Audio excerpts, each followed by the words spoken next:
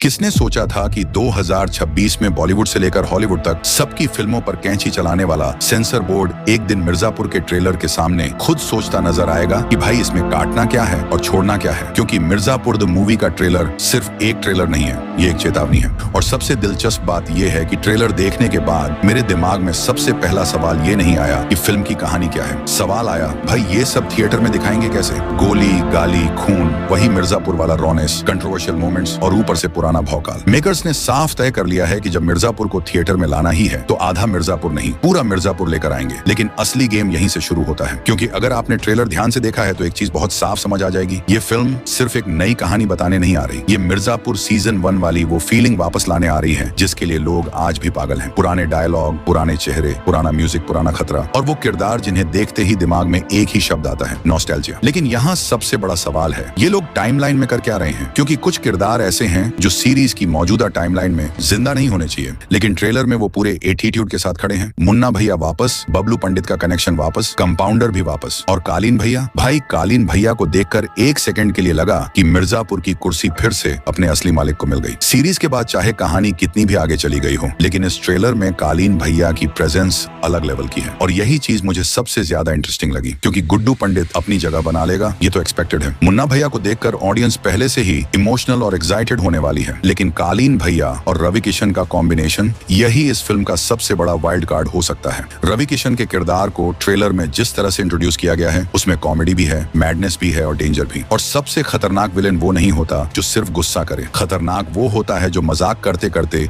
Serious काम कर जाए। रवि किशन का किरदार बिल्कुल वही वाइब दे रहा है। कभी डायलॉग फनी लगता है और अगले ही सेकंड समझ आता है भाई ये आदमी मजाक नहीं कर रहा था। अब एक और चीज नोटिस करिए, मेकर्स ने ट्रेलर में कहानी को पूरी तरह एक्सप्लेन नहीं किया, और ऑनेस्टली ये एक अच्छा फैसला है। आजकल ट्रेलर्स में फिल्म की आधी कहानी बता दी जाती है, लेकिन यहाँ मेकर्स ने ऑडियंस को बस इतना बताया है कि मिर्जापुर वापस आ गया है और इस बार बड़े पर्दे पर। बाकी कहानी थिएटर में पता चलेगी, और इसी वजह से एक थ्योरी और मजबूत हो जाती है। क्या ये सीजन 1 के आसपास की अनटोल्ड स्टोरी है? क्योंकि अगर ये वही टाइमलाइन है जहाँ कुछ किरदार अभी भी जिंदा हैं, तो मेकर्स के पास एक बहुत बड़ा फायदा है। उन्हें ऑडियंस को ये समझाने की जरूरत नहीं कि ये किरदार वापस कैसे आया। उन्हें बस एक मौका चाहिए मिर्जापुर का पुराना मैजिक दोबारा क्रिएट करने का, और ट्रेलर देखकर लगता है कि वो बिल्कुल यही कर रहे हैं। लेकिन यहाँ एक बड़ी प्रॉब्लम भी है। सीरीज में 8 एपिसोड होते हैं, किरदारों को डेवलप करने का टाइम होता है, रिलेशनशिप बनाने का टाइम होता है, पॉलिटिक्स समझाने का टाइम होता है। लेकिन फिल्म में आपको कालीन भैया चाहिए, गुड्डू चाहिए, मुन्ना चाहिए, बबलू का एंगल चाहिए, कंपाउंडर चाहिए, बीना चाहिए, नए विलेन चाहिए और रवि किशन का ट्रैक भी चाहिए। और ये सब कुछ लगभग 3 घंटे के अंदर करना है। तो क्या ये सारे किरदार एक ही फिल्म में सही तरीके से फिट हो पाएंगे? यही ट्रेलर का सबसे बड़ा अनआंसर सवाल है, और शायद इसी वजह से फिल्म देखने की क्यूरियोसिटी और बढ़ जाती है। एक और चीज जो इस ट्रेलर को और ऊपर ले जाती है वो है मिर्जापुर का म्यूजिक। आप ट्रेलर से म्यूजिक हटा दो, सीन वही रहेगा, किरदार वही रहेंगे, डायलॉग वही रहेंगे, लेकिन फीलिंग खत्म। मिर्जापुर का म्यूजिक सिर्फ बैकग्राउंड म्यूजिक नहीं है, वो पूरा एटमॉस्फेयर बनाता है। वो आपको याद दिलाता है कि आप कोई नॉर्मल क्राइम फिल्म नहीं बल्कि मिर्जापुर की दुनिया देख रहे हैं। और फिर आता है सबसे बड़ा थिएटर टेस्ट। OTT पर मिर्जापुर देखना और थिएटर में मिर्जापुर देखना दोनों बिल्कुल अलग एक्सपीरियंस होने वाले हैं। अभी तक लोग मिर्जापुर को घर में हेडफोन लगाकर, वॉल्यूम कम करके और दरवाजा बंद करके देखते थे। अब वही कंटेंट एक पैक्ड थिएटर में चलेगा, और इमेजिन करो पूरा हॉल शांत है, स्क्रीन पर कोई आइकॉनिक किरदार आता है, डायलॉग बोलता है और उसके बाद पूरा थिएटर चीख उठता है। वही मोमेंट डिसाइड करेगा कि मिर्जापुर थिएटर के लिए बना था या OTT के लिए। और ऑनेस्टली एक कंसर्न मुझे अभी भी है। ट्रेलर बवाल है, टीजर बवाल था, कास्ट बवाल है, नॉस्टैल्जिया बवाल है, रवि किशन का एडिशन इंटरेस्टिंग है और कालीन भैया का कमबैक पावरफुल है। लेकिन फिर भी मिर्जापुर का हाइप उतना एक्सप्लोड क्यों नहीं कर रहा जितना होना चाहिए? क्या सीजन 3 के बाद ऑडियंस का ट्रस्ट थोड़ा कम हो गया? क्या लोग मिर्जापुर को थिएटर में देखने के बजाय OTT वाली कंफर्ट जोन में ही देखना चाहते हैं? या फिर पब्लिक को अभी तक ये बिलीव ही नहीं हो रहा कि मिर्जापुर की मूवी सच में थिएटर में आ रही है? और मेरे हिसाब से इसका जवाब 4 सितंबर को मिलेगा, क्योंकि अगर फिल्म ने ऑडियंस को सीजन 1 वाला वही मैडनेस फील करा दिया तो भाई थिएटर में सीट नहीं बचेगी। और अगर नहीं करा पाई तो फिर एक सवाल हमेशा रहेगा, मिर्जापुर को मूवी बनाने की जरूरत थी भी या नहीं? लेकिन एक बात पक्की है, 4 सितंबर को थिएटर में सिर्फ एक फिल्म रिलीज नहीं होगी, एक पूरी जनरेशन का नॉस्टैल्जिया स्क्रीन पर वापस आएगा।